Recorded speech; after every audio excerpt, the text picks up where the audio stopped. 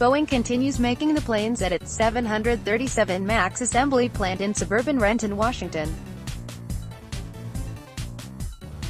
Riffle for NPR. In the wake of two deadly crashes of its 737 MAX jet in recent months that killed 346 people and grounded those planes worldwide, Boeing continues to produce more than 50 of the planes each month while campaigning to reassure airlines, pilots, regulators and the flying public that they are safe. The company publicly unveiled software fixes and other improvements for the 737 MAX fleet in the greatest detail yet this week.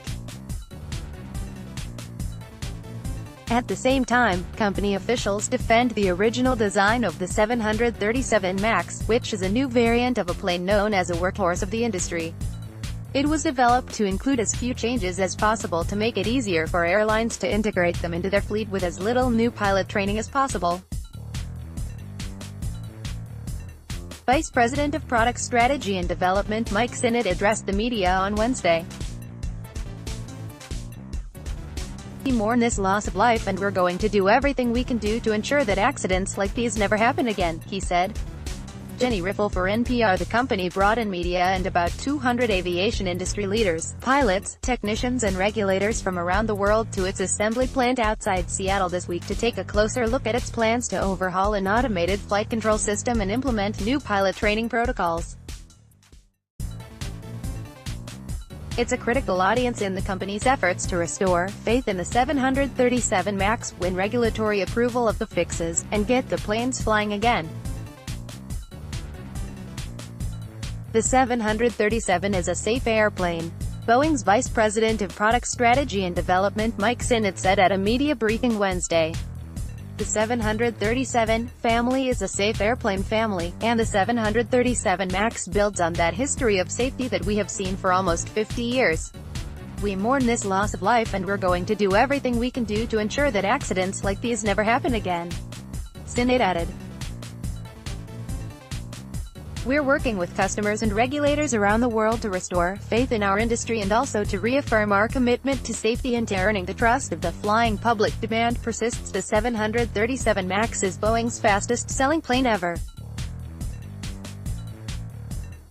Airlines have placed orders for more than 4,000 of the aircraft, but some are reconsidering those orders, with at least one airline moving to cancel an order for 49 planes.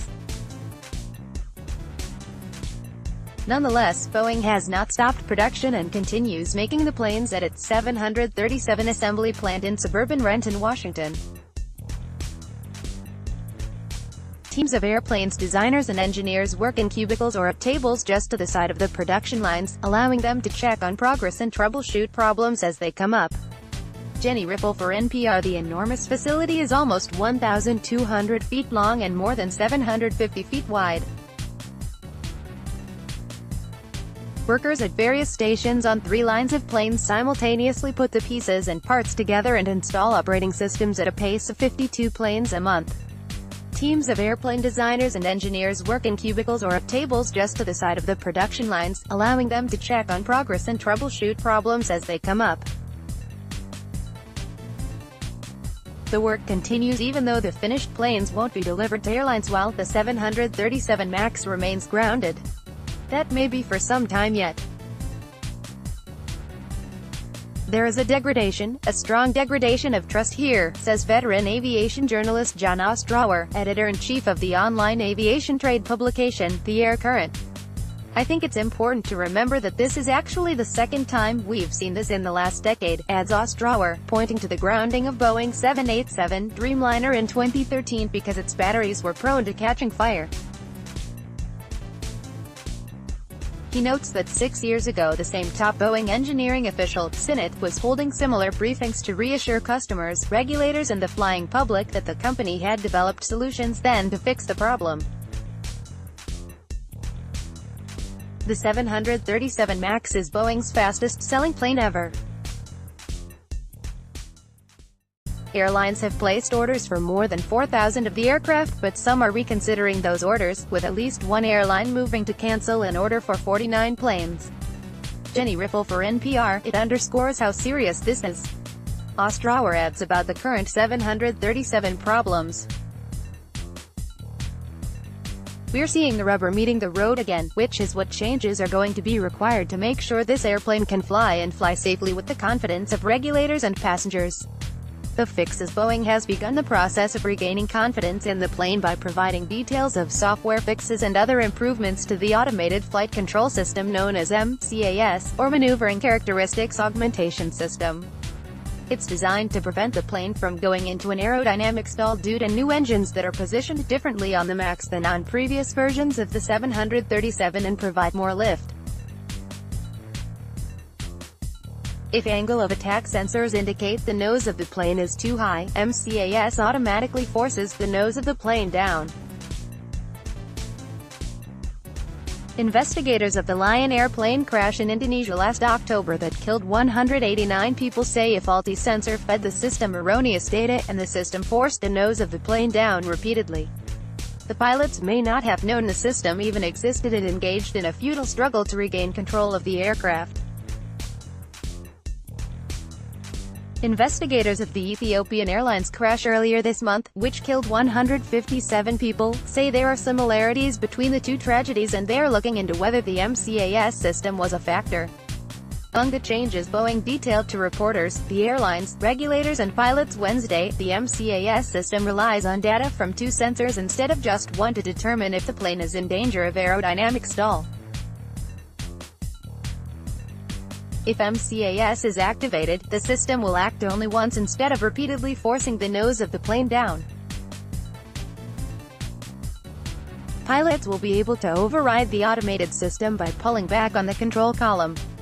Warning lights alerting pilots to a problem with the sensors will become standard instead of a more expensive option. Boeing will enhance training for pilots on MCAS, incorporating all of the changes it makes, once approved by regulators. The company has been developing these changes in consultation with airlines, pilots and the FAA, and Boeing says the modifications have been undergoing rigorous testing, with engineers looking for potential flaws and malfunctions. Boeing has begun the process of regaining confidence in the plane by providing details of software fixes and other improvements to the automated flight control system known as MCAS, or Maneuvering Characteristics Augmentation System. Jenny Riffle for NPR, "We have uncovered nothing that concerns us in any of those areas," said a Boeing official who wished to remain anonymous. Those reviews continue and they will continue for some time. The company is expected to officially submit the proposed fixes to the FAA for review before the end of the week, in hopes of getting the planes recertified to fly again. "We're optimistic but we're still cautious," says Capt. Jason Goldberg, a 737 pilot for American Airlines and a spokesman for the pilots' union. He says some of his members have tested out the software modifications in a simulator. "We really believe that the software fixes have to thoroughly vetted by the regulatory agencies and by the pilots who are going to be flying these aircraft. We don't want to see this process rushed or fast-tracked. That's unlikely with so much scrutiny coming down now on Boeing and the FAA, which some accuse of relying too heavily on Boeing's own safety assessments in its certification of the 737 MAX. The Department of Transportation's Inspector General and a federal grand jury are investigating. There's a congressional inquiry, and Boeing's fixes really only address what is believed to be partly to blame for the Indonesian crash. Despite similarities between the two, the cause of the Ethiopian Airlines crash has not yet been determined.